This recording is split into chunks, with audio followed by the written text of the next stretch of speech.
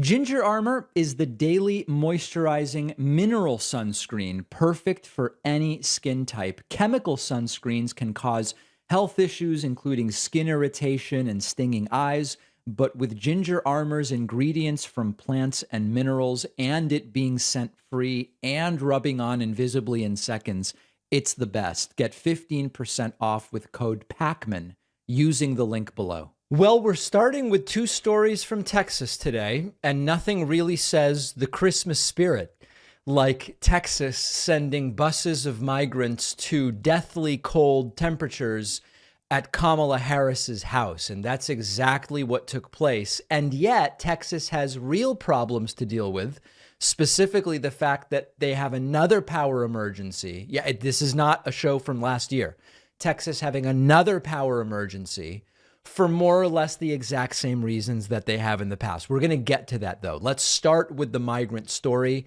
New York Times reporting buses of migrants arrive at Kamala Harris's home on Christmas Eve. About 130 migrants from Texas were bused to the vice president's home on one of the coldest Christmas Eves on record in the nation's capital. This is a good article by Stephanie Lai that explains what took place. Over 100 migrants arrived near Kamala Harris's home Saturday evening, one of the chilliest Christmas Eves on record. Volunteers anticipated 3 buses with about 130 migrants to arrive in New York on Christmas Day. The buses were rerouted to the Washington area because of road closures and frigid conditions. Migrants arrived in Washington after a 36-hour journey, some with little more than a t-shirt or a light blanket.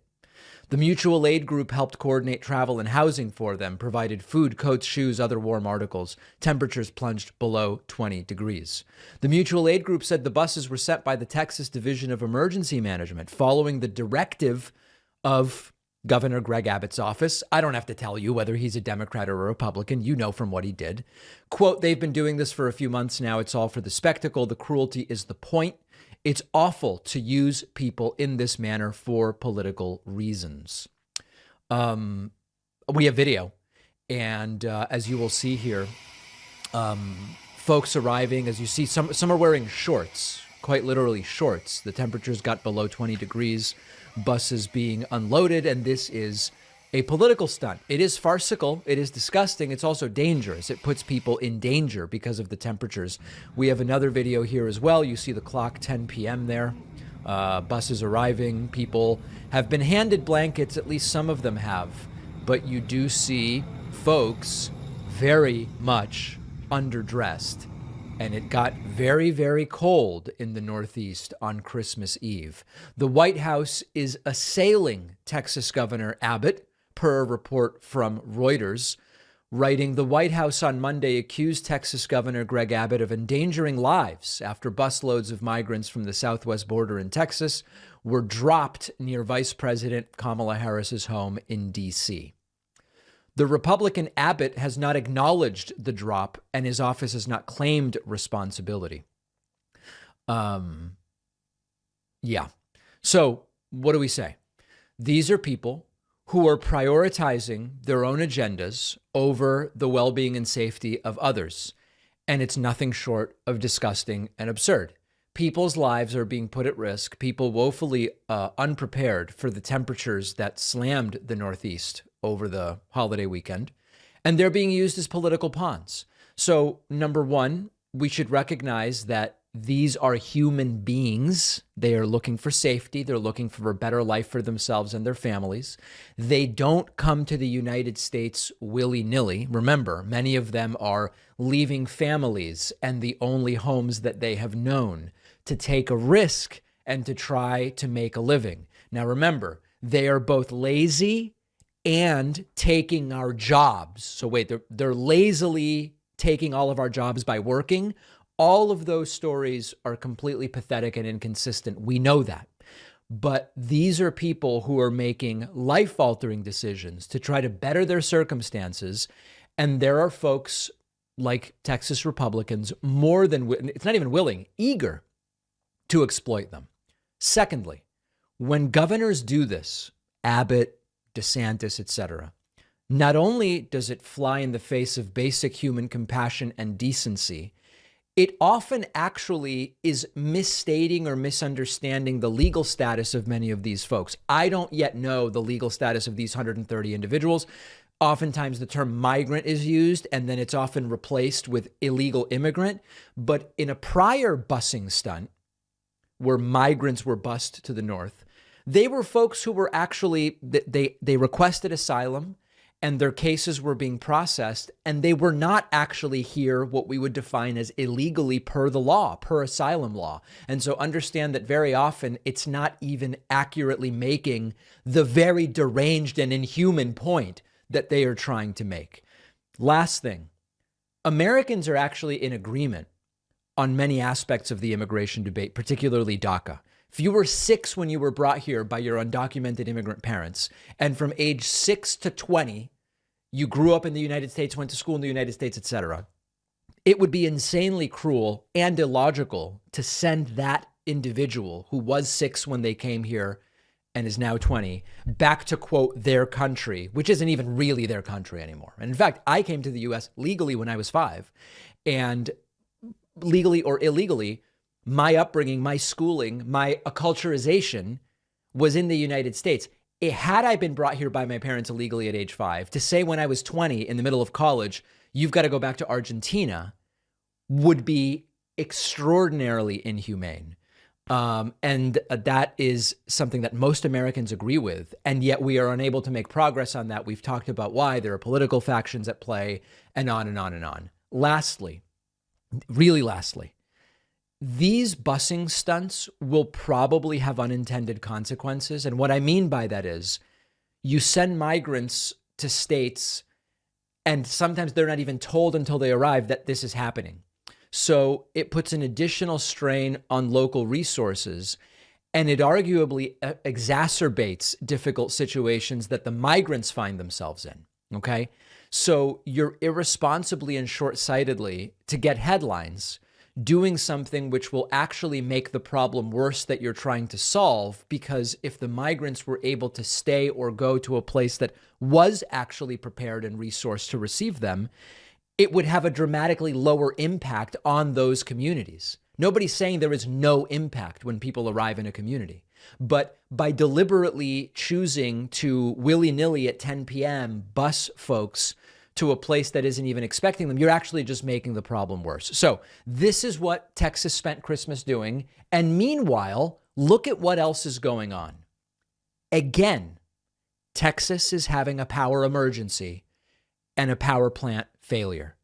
And what they're busy doing is sending migrants in buses to Kamala Harris's house. Think of it. Totally predictable.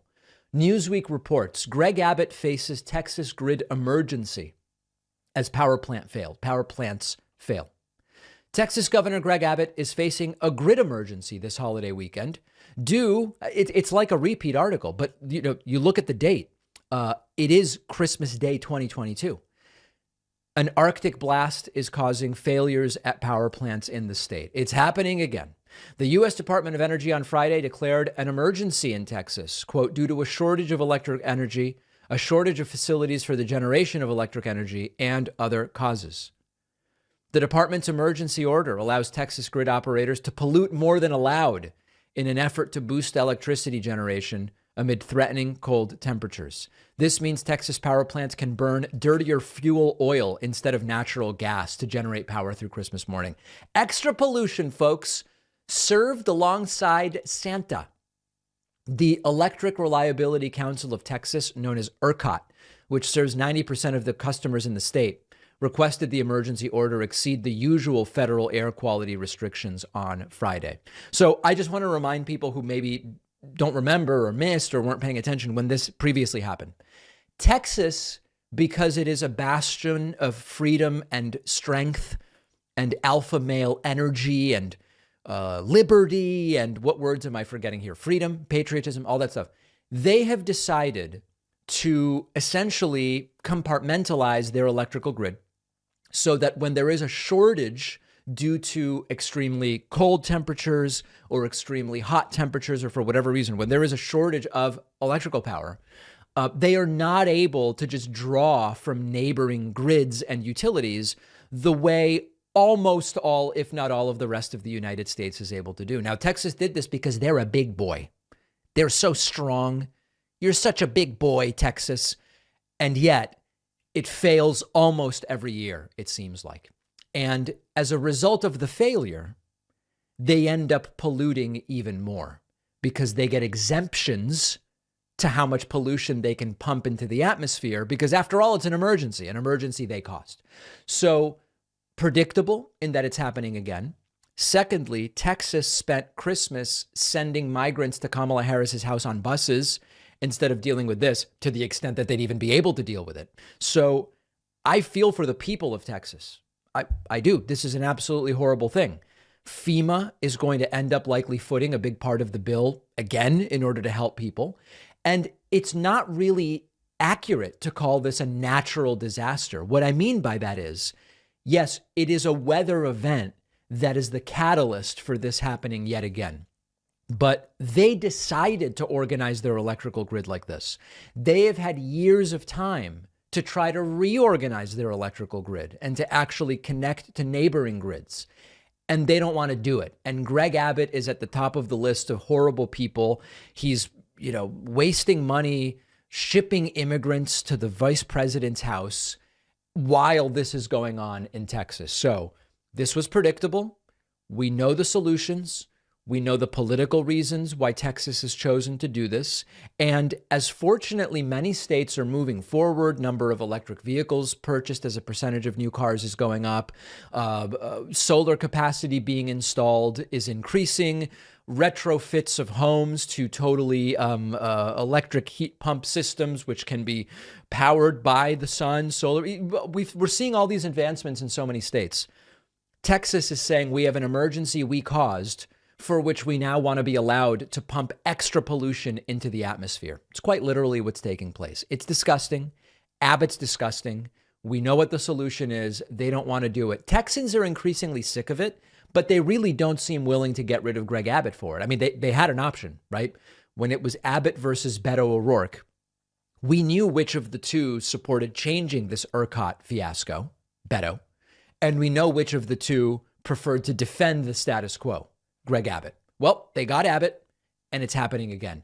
And I feel bad for the people of Texas, and also it might be time to wake up and ask for something different and vote for something different. Well, it's going to be a few years now before they have that opportunity. We'll see where this goes.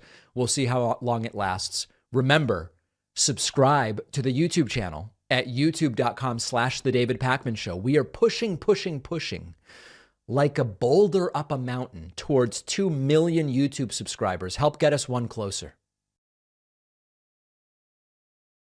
One of our sponsors today is Ginger Armor, the daily moisturizing mineral sunscreen that's good for you and the planet. I've talked before about why I only use mineral sunscreen instead of chemical sunscreen. I want a physical barrier rather than chemicals absorbed by the skin. Ginger Armor is an everyday sunscreen, moisturizer, lip balm combo that goes on lightweight, unseen, and unscented.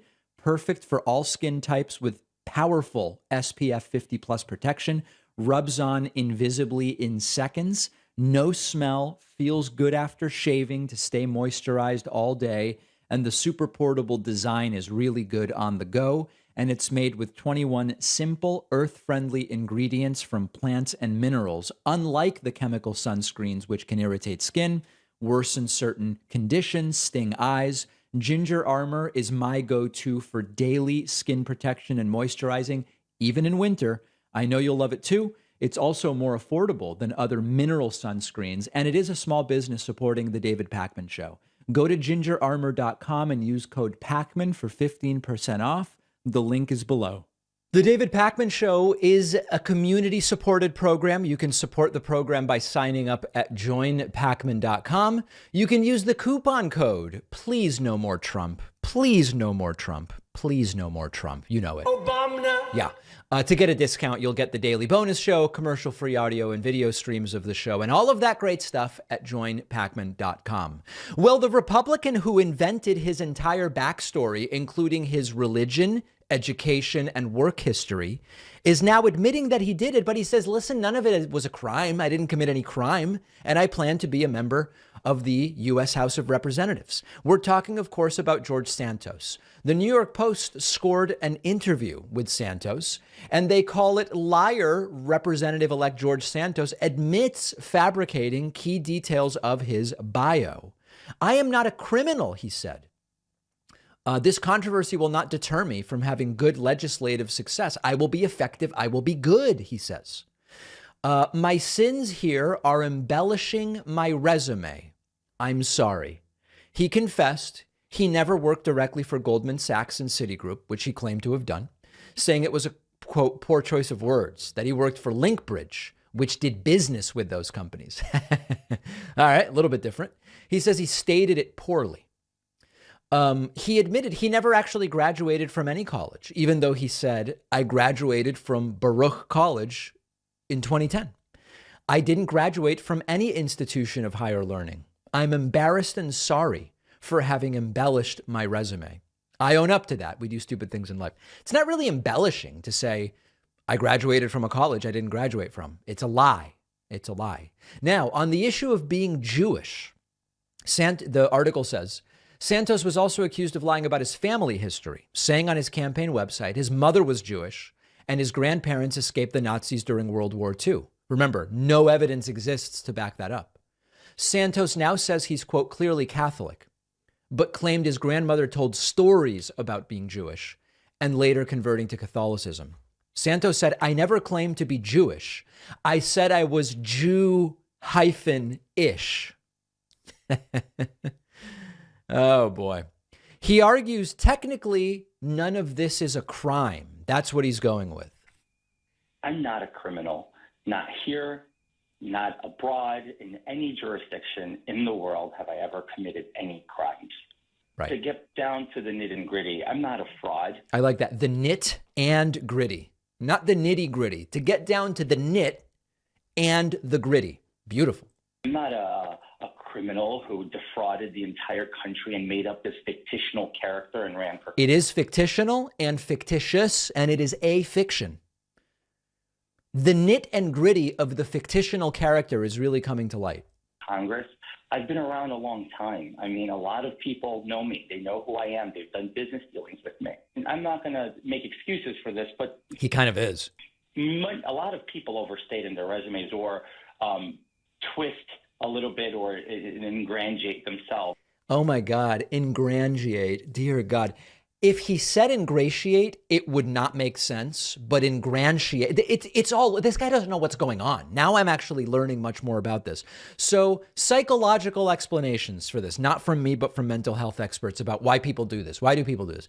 One possibility, they just have a tendency towards pathological lying. It's almost like a reflex. They have it's a compulsion. It's a compulsion to just lie, often for no apparent reason. I've told the story of someone I knew when I was in high school, and they said, my glasses are $500. This was a very long time ago. Nobody had $500 just prescription glasses. My glasses were $500 because they're special. I don't even care about your glasses. Why are you lying about that? It doesn't make any sense. I don't care one way or the other. All right. It's a compulsion. They can't control it. And often it comes with a lack of remorse or a lack of feeling of guilt when you do it, which is sort of what we're seeing here. Another possibility is that it's a need for attention and validation. And so it's not a compulsion to lie. It's this desire to be validated by people, to be seen as good, to be seen as smart, and all these different things. And it can also be just as simple as it was calculated because he thought it would help him win. He realized his actual record wasn't very good.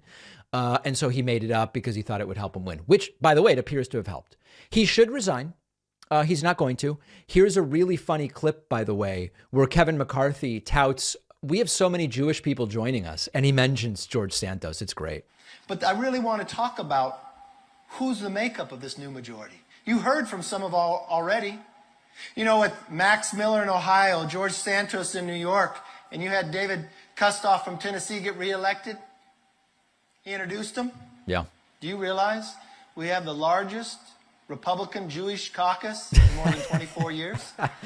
Very, very, very exciting, of course, for the Republican Party. So Santos should resign. You'd be fired from any job for doing this. And his argument that what he did wasn't a crime is very, very shaky. There's actually a longer interview that Santos did. It's a total softball. I don't want to play the whole thing for you, so we're going through it. We're going to pull out the most interesting clips, and we'll look at them tomorrow. Well, folks, another tragic accident where an individual who just happened to be critical of Russian President Vladimir Putin has very sadly and very accidentally fallen to his death out of a hotel window. It's almost like this is an epidemic in Russia. By mere coincidence, people who criticize Vladimir Putin fall out of windows, sometimes in an act of taking their own life, as it is reported. So here's what we have. And yes, it is another one of these stories. It's really December 27th, 2022 today. This isn't a repeat of the story like this from 2 months ago or 6 months ago or whatever. Russian meat magnate. This is the sausage king of Russia, apparently. I'm not even exaggerating that. Russian meat magnate who criticized Putin's war dies after a hotel fall. A Russian sausage magnate who briefly criticized Russia's invasion of Ukraine has died after falling from the third-floor window of a luxury hotel in India.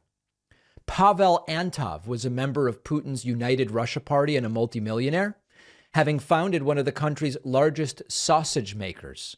He was reportedly on a trip to celebrate his upcoming 66th birthday when he was found lying in a pool of blood outside the Hotel Sai International in Rayagada in the southern state of Odisha. An unnamed police official told India's NDTV news outlet they suspect he took his own life because he was depressed about the death of his friend who was found dead at the same hotel.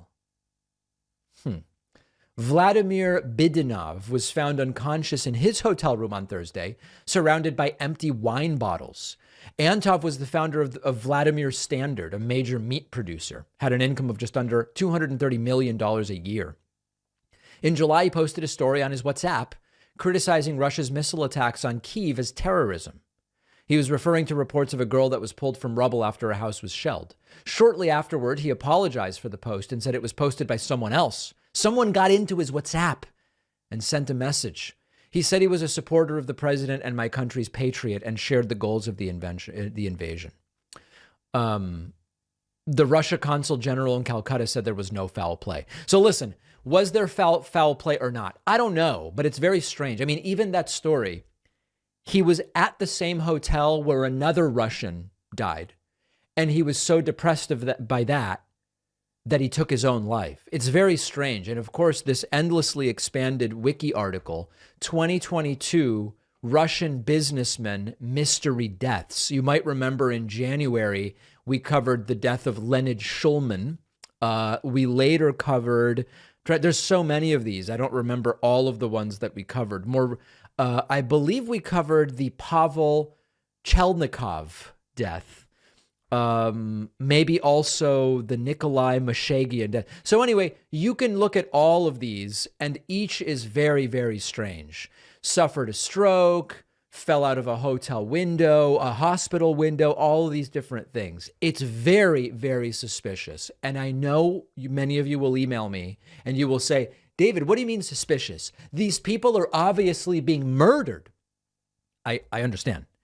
Remember, the whole point here is no one's really supposed to believe the story that's told. Like you and I, we see, oh, it's been reported that they tripped on a remote in their hotel room and fell out the window onto 6 knives. David, that's not believable.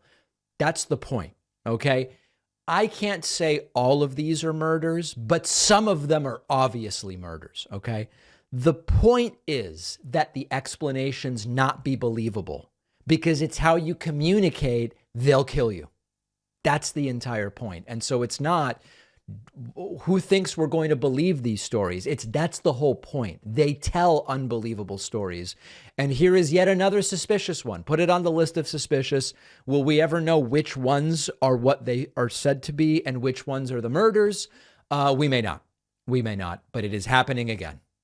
A judge has thrown Kari Lake's lawsuit over the Arizona gubernatorial election into the trash where it belongs. This is great news, and it is the right thing. Judge tosses Kari Lake's election challenge in Arizona governor's race. This happened on Christmas Eve, a perfect day to usher in putting this in the trash. A judge on Saturday dismissed Kari Lake's election challenge. Remember, what happened in Arizona, very complicated, okay? Pay really close attention to what happened in Arizona. More people voted for Katie Hobbs, so she gets to be the governor. That's what happened in Arizona, okay? The judge dismissed it, saying Lake failed to prove her case. Maricopa County Judge Peter Thompson, who oversaw the two-day trial, ruled that Lake's legal team never offered clear and convincing evidence showing the election was rigged against her. Of course she didn't. There is no such evidence because it wasn't rigged. Lake can appeal the case before Katie Hobbs is sworn in on January 2nd. Because of the tight timetable, the case may move swiftly to the Arizona Supreme Court.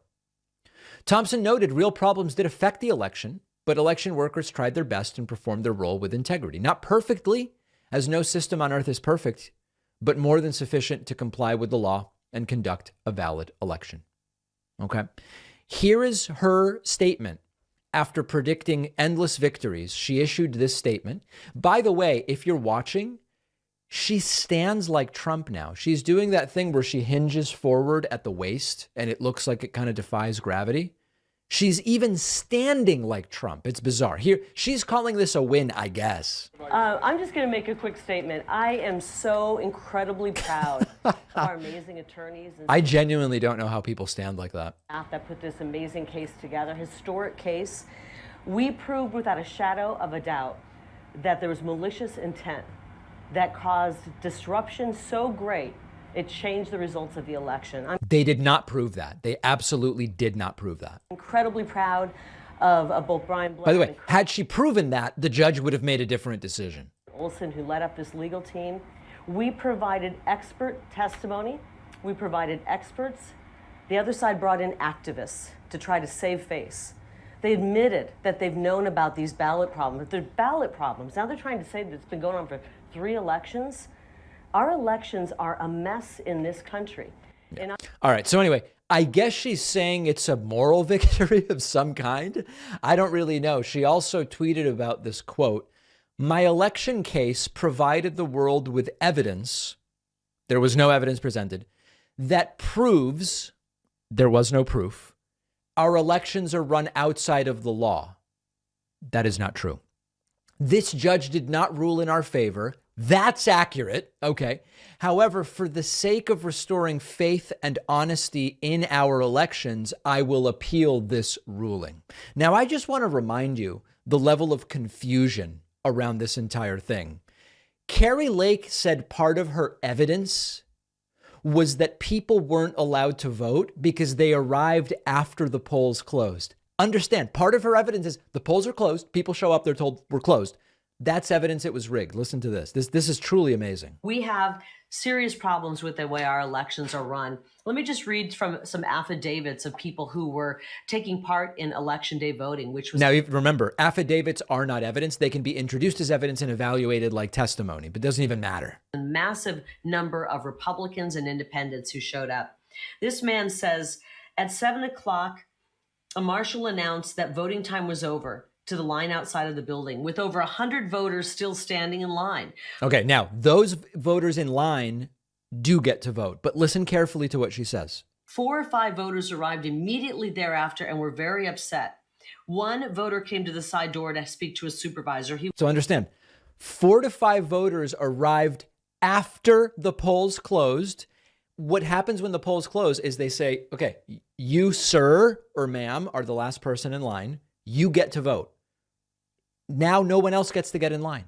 Every election is run this way. And part of her evidence is an affidavit that 4 or 5 people showed up after the poll closure announcement was made and were upset they weren't allowed to vote. The polls were closed. These are the rules in every state. So the correct decision by the judge, she's not going to be the governor. The person who got more votes is going to get to be the governor. We'll have all of these clips on our Instagram, which you can find at David Pakman Show. Don't forget that the best way to support the David Pakman Show is by becoming a member, which gives you access to the daily bonus show, the regular show with no commercials.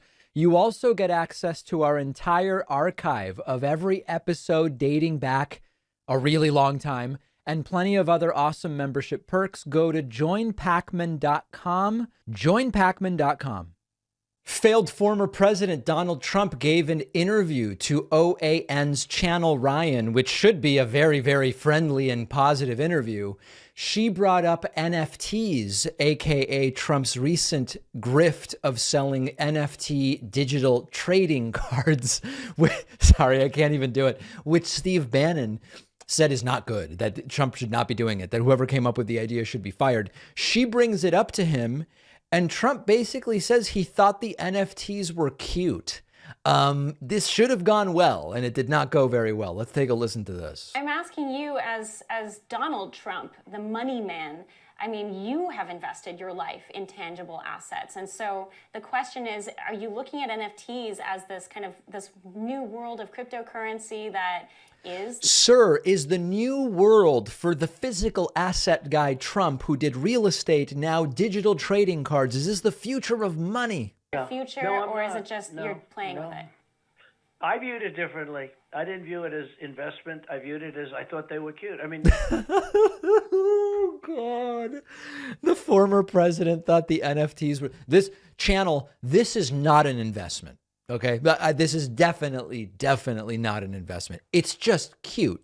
for $99, you're getting these visions that are very beautiful and interesting, I think. Yes, me wearing a spacesuit for $99, it's just cute. And I viewed it that way, much more so than as an NFT. Yeah. But NFT, as you know, was very hot 2 or 3 years ago. And then NFT is hot. it cooled down. You know, it's a category that happens. It cooled down. So when they announced it's NFT, everyone said, what's he doing that for? That's so cold. It was the reaction of many. That's true. And I did it. And I guess it was one of the most successful, maybe the most successful, but it was certainly in terms of speed. The whole thing was sold out almost immediately. Imagine if we had said in 2016, in the next 6 years, Donald Trump will win a Republican primary, defeat Hillary Clinton in a general election, do all the insane stuff he did for the 4 years, then lose to Joe Biden in 2020, claim that he won, wage a 2-year war during which he grifts tens of millions from his followers to supposedly overturn the results, support a bunch of candidates who lose in 2022, and then sell NFT digital trading cards and appear on OAN to say that they're cute. Nobody would have believed that. Absolutely nobody would have believed. In fact, I can't think of a single person who would have taken that bet. And it is really, really something else to see. I agree in a sense with Steve Bannon that the entire trading card thing is completely humiliating. But the truth is, Trump does humiliating things all the time. And so I don't know that it's uniquely humiliating. It'll be interesting to see if and where what the next thing is. And the hypothesis that is increasingly forming is Trump may be realizing that this 2024 run is not going to go well. And if and when Trump starts to believe that he may end up having to bail before the first primaries, as some have suggested may happen, he is going to go into grift mode, which is what is the most amount of money I can pull out of this before I quietly go away and say that's the end of my political career. And then this starts to make sense, which is what is just on this side of the law that I can use to pick up a few extra million before I just kind of quietly go away. And if you look at it in that sort of framework with that idea, then the NFT thing makes a lot of sense. So even Trump not really making sense in trying to explain why he did the NFT thing. There's nothing cute about them, but that's the explanation that he's giving at this point in time. Donald Trump issued a Christmas message that was not heartwarming. In fact, it was a scary meltdown in which he is obviously terrified of getting himself indicted. Here is Donald Trump's post to Truth Central on Christmas. And it is not exactly a message riddled with the imagery we might expect of reindeer and gingerbread. I don't know what people do on Christmas exactly. You know, I do Jewish Christmas, which is I get Indian food or Chinese food, and that's exactly what I did. But it doesn't seem this is the Christmas imagery. Trump said, quote, "Merry Christmas to everyone, including the radical left Marxists, of which there are almost none, that are trying to destroy our capital C country. The Federal Bureau of Investigation that is illegally coercing and paying social and lamestream media to push for a mentally disabled Democrat over the capital B brilliant, capital C clairvoyant, Trump calling himself clairvoyant, and USA loving Donald J. Trump. And of course, the Department of Injustice, which appointed a special, quote, prosecutor, end quote, who, together with his wife and family, hates, quote, Trump, end quote, more than any other person on earth. Love to all, Trump says in all caps. Obama. This is a man deathly terrified of getting indicted. Now, later in the show, we're going to talk about the suggestion that Trump would be best served pleading insanity at a forthcoming trial, a hypothetical forthcoming trial. And again, even if there are charges, it doesn't mean there's going to be a trial. This is a guy who's very, very scared. And of course, we all know if and when Trump is indicted, he's going to say it's politically biased and it's bogus and it's nonsense and it's the radical left Marxists and all these different things. And why didn't they indict Obama? Why didn't they indict George H.W. Bush for putting his documents in a Chinese laundry/restaurant, which he didn't do? And what about Obama's sock drawer, as he likes to say? He means drawer. We know that's what he's going to say. But we know that he's genuinely terrified of that indictment. And even if he thinks that jail time, prison time is unlikely, as I do, I think it is not going to happen. It's not going to happen. Even though Jamie Raskin now is saying Trump will end up behind bars. We'll talk about that tomorrow. I don't think it's going to happen. Trump is scared and he doesn't want to be indicted. And he is likely being advised by lawyers based on the reports we have about their strategizing that he is going to get indicted, maybe by the Southern District of New York, maybe by the DOJ federally, maybe in Georgia, maybe in all three, maybe in two of the three. And he's terrified and he's coming unglued. And that's exactly what we are seeing. We are going to later in the week dig into some of the other aspects of this. But later on in today's show, we will talk about insanity defenses in general, which is actually a really interesting topic. And Lawrence Tribe's recent explanation of why that's Trump's best bet. We will take a quick break. Make sure you have liked the show on Facebook's, Zuckerberg's Facebook's at facebook.com/David Pakman Show. If you value what we do at the David Pakman Show, remember to support us on Patreon. Go to patreon.com/David Pakman Show, where you can get access to behind the scenes videos, the daily bonus show, the commercial-free daily show, as well as special discounts on merch, including hats, hoodies, mugs, and t-shirts. You can support the show for as little as $2 a month. Check it out at patreon.com/David Pakman Show. Following up on all the holiday weekend news, failed former President Donald Trump did an interview so humiliating that even his friend Wayne Allen Root couldn't save him. Wayne Allen Root has been a guest on this program many times. I encourage you to check out my conversations with Wayne, and you will probably learn a lot about the type of person that he is politically. He interviewed Donald Trump over the weekend, and we're going to just look at some of it, and it's all pretty nauseating, to be perfectly frank. Huge fan, and President Trump. Big fan, sir. I welcome you to America's Top 10 Countdown with Wayne Allen Root. How are you? Good. Thanks, Wayne. It's great being with you. It's always great being with you. We've done some good work together. We have. You know, I'm on your team. By the way, the explosive platform Rumble, was able to deliver 27,000 views for this interview. Geez, oh boy. 110% forever. I'm loyal for life. Yep. And that's my ball game. When I'm loyal, and that's it. I never go back. We need you back as president. And my opening commentary, which you haven't even heard yet, but I'm sure you'll get a chance to see a copy of the show. My opening commentary... They're going to send him a copy of it. Not the original. They're going to send him a copy. ...was for this Christmas, I want everyone to appreciate the great gift of President Donald J. Trump, because he is our Braveheart.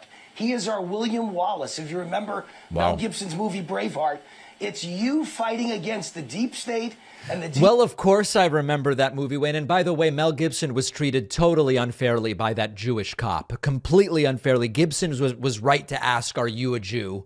And listen, we got... Wait, sorry, what? Sea swamp, and you're the only thing between them and all of us being serfs and slaves. So we appreciate you. I appreciate you. And I pray to God you're back again in 24. Well, that's really nice. And the rhinos, too. You know, the rhinos are really bad. In a lot of ways, they're worse than the Democrats. At least you know where the Democrats are coming from. But these rhinos that we have and guys like Mitch McConnell is so bad, like this omnibus bill. It's not even believable they're going to pass it. Horrible. It's just an incredible thing. It's how he gets away with this stuff. Go ahead. I know you commented. By the way, the talking over each other is the entire interview. On the omnibus bill, I saw your comments today. Same as mine. Terrible. How could Republicans vote for this? Why would Republicans vote for this? Because Mitch McConnell raises money and he gives it to Republican senators and they go out and vote. Very simple. He's not a leader. He just raises money and he gives it, gives them a lot of money. And it's amazing, that they can get that by because they needed 10 senators, 10 or 12, and he gets to 10 or 12, including himself. It's a horrible bill. Do you know, on the border security, we get nothing. And yet we're giving 4 or 5 countries border security for almost $500 million.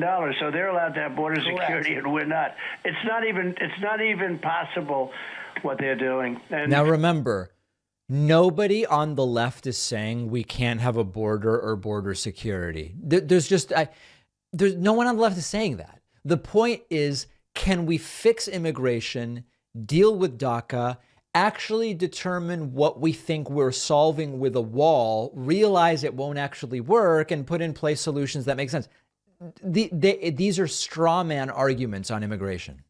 If they waited for 2 or 3 weeks, you'd have the Republican Congress helping and would make a much better deal.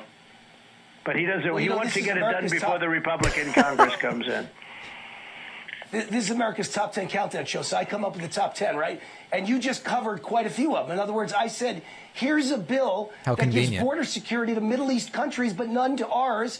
And here's a bill that gives another $45 billion to Ukraine, but their invasion. But what about our border invasion? If Title 42 gets lifted, what's going to happen to America? Now, let's talk about Title 42.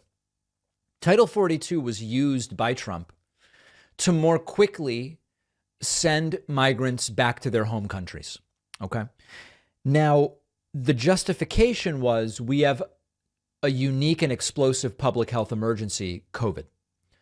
Trump was simultaneously downplaying the severity of the pandemic while saying it is so historically bad that we need to use Title 42 to turn migrants around and do expedited deportations. It's both not super serious, but so serious we need to use something in a way that it hasn't been used for a really, really long time because it is such an emergency. It was pure politics. That's all it was.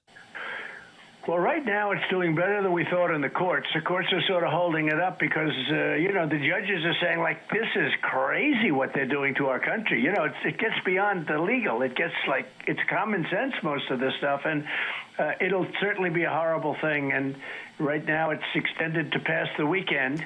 But, I was the one that put it in. It was my idea. All right. So Trump both taking credit for, criticizing. So immigration's a complete and total mess. Let's skip ahead to another section just to give you a little bit of the other flavor here. Yeah. No, I get it. Listen, I think you're as loyal as anyone to the Jewish people in the history of the White House. Oh, right into it, huh? Nobody's been better for the Jews than you, Don. Nobody. And I understand your anger, and I understand your questioning why the heck you're not getting the Jewish vote being loyal back to you. I get it. I'm Jewish, and I get it. So we've explained it before. Republicans and their pro-Israel view, the way they define it, mostly appeals to evangelical Christians, not to Jewish Americans who overwhelmingly vote for Democrats, because on issues, Jewish Americans overwhelmingly line up with Democrats. How many times do we have to explain this? 25% of the Jewish vote.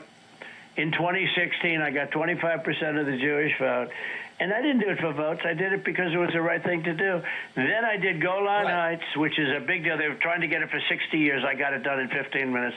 I did Golan Heights, which is unbelievably important. But more importantly, I did the embassy. I did Jerusalem. Remember, the embassy. What he means is moving the U.S. embassy from Tel Aviv to Jerusalem. That only appeals to right-wing Americans. That's who that appeals to.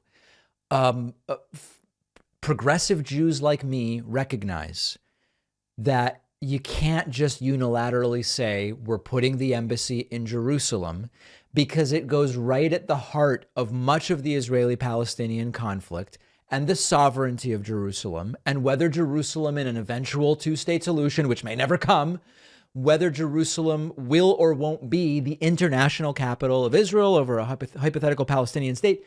There's a reason why moving the embassy to Jerusalem didn't make progressive Jews, which is most of us, come scrambling to vote for Trump. But he either doesn't get it or he doesn't want to accept it. Becoming the capital. I know all the capital. I know them all. They're all great. They're all great. And then I did the Iran nuclear deal and terminated it, which was probably the most valuable thing I did, if you want, because they want to terminate Israel. So I did the Iran nuclear deal. And then a guy calls me up who I know, who's been very good to me. Big, strong guy. He was crying over it. He was on Tucker Carlson the other day, a couple of months ago, saying Trump is great. And he wanted to have dinner because I think he needed help, because he needs help. But I think he needed help. Yeah. And all of a sudden they say, oh, I'm having dinner with him and he's an anti-Semite. Now, how am I supposed to know he's an anti-Semite? If he is an anti-Semite. He didn't express that to me, by the way. But if he is. How was I supposed to be aware of the major global story about Kanye that lasted 2 weeks on every news outlet? So all of a sudden, we've got to have more loyalty. The Jews should be more loyal to me, Wayne, like you. Yeah, no, I get it. Listen, Obama sat in the pew of an anti-Semite for 20 years giving lectures at his church, Reverend Wright, and nobody ever said a word about it. The media, liberals, no one. You have one dinner with a stranger, and the whole world's against you. All right, so anyway, I won't do this. The entire thing is 19 minutes long. I think we've had enough of it, but a friendly interview. And Trump ends up with the Jews should be more loyal to me. The Jews should be more loyal to me for that thing I did where I moved the embassy. Unbelievable stuff. Even Wayne Allen Root can't save Trump. All right, let's get to a legal opinion. Lawrence Tribe, Harvard law professor, thinks Trump should be working up an insanity defense at a hypothetical trial. We're going to talk about the difficulties of pleading insanity. Business Insider report. Trump's legal team better be able to get him to plead insanity at trial, Harvard law professor says. A Harvard law professor suggested that Trump's legal team should get him to plead insanity if he does go on trial.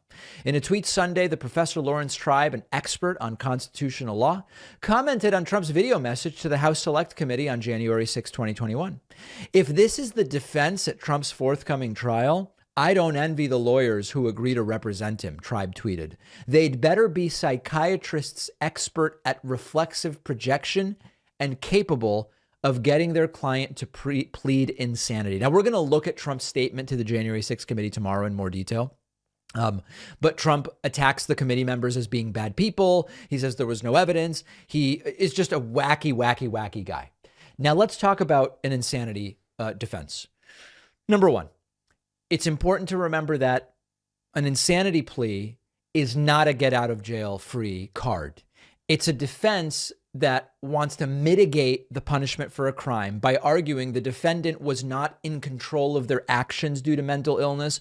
The defendant didn't understand the consequences of their decisions due to mental illness, which means that even if you succeed at defending someone on the basis of insanity, you can still be found guilty and face punishment, like being confined to a mental health facility, for example. Now, I don't actually think any of that's going to happen with Trump. Tomorrow we'll have Jamie Raskin's recent comments, what he believes is going to happen to Trump. But that's a difficulty or something to understand, I would say, about an insanity defense. One of the biggest challenges in pleading insanity is burden of proof, because in order to successfully argue the defense of insanity, the defendant must present evidence that they were suffering from a mental illness at the time of the crime, that caused them to lack the capacity to understand that their actions were wrong or illegal or whatever the case may be. That is often very difficult to do, because the defendant needs to provide detailed information about their mental state and the symptoms they were experiencing. They bring in medical experts, and it's difficult to meet that burden of proof, particularly if Donald Trump is otherwise, quote, functioning, although we would argue he wasn't really functioning, he wasn't really working, but functioning as president of the United States. There's also the stigma that surrounds mental illness, because there are many people who view mental illness as a weakness or a character flaw rather than a medical condition. So even in a case where the defense actually can meet that burden of proof, there are still jurors, as a general people who may end up on the jury, which might not be easily convinced that what they were seeing were the out of control actions of someone suffering from mental illness rather than just somebody who broke the law. So insanity defense is an uphill battle. If it's Trump, I think it's a particularly uphill battle because of the other circumstances I mentioned, in addition to the difficulty of getting a jury that would be neutral enough about Trump's actions that they would really give the insanity consideration the fair consideration that it would ideally get in front of a jury. So I think it's a big uphill battle, and we may talk more about that in the future, but that's Lawrence Tribe's idea. We have a voicemail number. That number is 219-2-DAVID-P. Here is a caller who is bravely engaged in fighting the war on Christmas, which doesn't exist. Okay, let's take a listen. David, sir, this is James. Hope you had a good Hanukkah. Thank you. I wanted to talk to you about the issue of the war on Christmas. Yes. With maybe one exception, I've never actually heard of anyone get offended when someone says Merry Christmas. But I can't tell you how many right-wingers I've heard get offended by Happy Holidays. I think it's time that the progressives really call the Republicans out on their wokeness and their they're policing speech. Someone says Happy Holidays and they go, "Why aren't you saying Merry Christmas to me?" Triggered by Happy Holidays. I mean, they really are snowflakes. If Happy Holidays triggers them that much. But yeah, hardly anyone I've met actually gets offended by Merry Christmas. Anyway, hope you have a good rest of your holiday season, and hope to hear from you soon. Yeah. So listen, I tweeted the other day, and some people got so mad at me. I was serious when I tweeted it, but it's not like some big thing. When people say Happy Holidays to me around this time of year, I go, "Oh, Happy Holidays," yeah. And if they say Merry Christmas, I say, "Oh, Happy Hanukkah." It's just like, it's not a big deal. I'm not doing it aggressively. It's just, if they wish me Merry Christmas because that's what they celebrate, I wish them Happy Hanukkah because that's what I celebrate. It's not a big deal. No one has ever gotten upset. No one has ever gotten offended. It's kind of a joke, but I do that. I'm not offended. Nobody's offended. It's really not a big deal. The thing that really does seem to offend people is these right-wingers when they are told Happy Holidays. They believe they are being told Happy Holidays because some woke, Marxist, leftist, Obama, yeah, like Obama or whoever, right, has pressured a worker at Best Buy to forego Merry Christmas and instead to say Happy Holidays. So it is true. I don't get it. Wish me Happy Kwanzaa. I don't care. Wish me whatever you want, and then I'll respond however I want. No one's offended. We're having conversations. It's fine, okay? But the people who get offended are the ones wished Happy Holidays when they believe they should be wished Merry Christmas, and it's pathetic. We have a great bonus show for you today. It's unbelievable that this even happened. At least 27 people are dead in Buffalo, New York because of a snowstorm.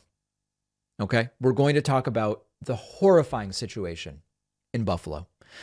Adidas, much less seriously, Adidas is scrambling to sell over $500 million worth of Yeezys after cutting ties with Kanye West. What are they going to do with them? Where are they going to end up? It's an interesting place, by the way, where sometimes clothing and shoes end up when they are no longer sold on the retail market. We'll talk about that. And a new poll finds that Arizona, now independent Senator Kyrsten Sinema would get crushed if she ran as an independent in 2024, which was supposedly one of the considerations in her moving from Democrat to independent. All of those stories and so much more, all on today's bonus show. How do you get the bonus show? You sign up at joinpacman.com. Oh, the bonus show where you want to make money. Yes. Everybody else that makes money to fund themselves is bad. Well, depends how you're making that money, Alex. That's the truth. We're offering nothing other than a good time with the award-winning bonus show. You can sign up at joinpacman.com. You can use the coupon code, Please No More Trump, and you have to say it that way when you enter it. Please No More Trump.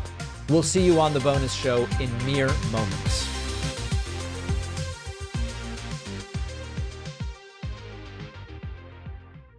Thanks a lot for watching today's show. I just want to take a second to tell you about today's sponsors. Ginger Armor is the daily moisturizing mineral sunscreen, perfect for any skin type. Chemical sunscreens can cause health issues, including skin irritation and stinging eyes. But with Ginger Armor's ingredients from plants and minerals, and it being scent free and rubbing on invisibly in seconds, it's the best. Get 15% off with code PACMAN using the link below.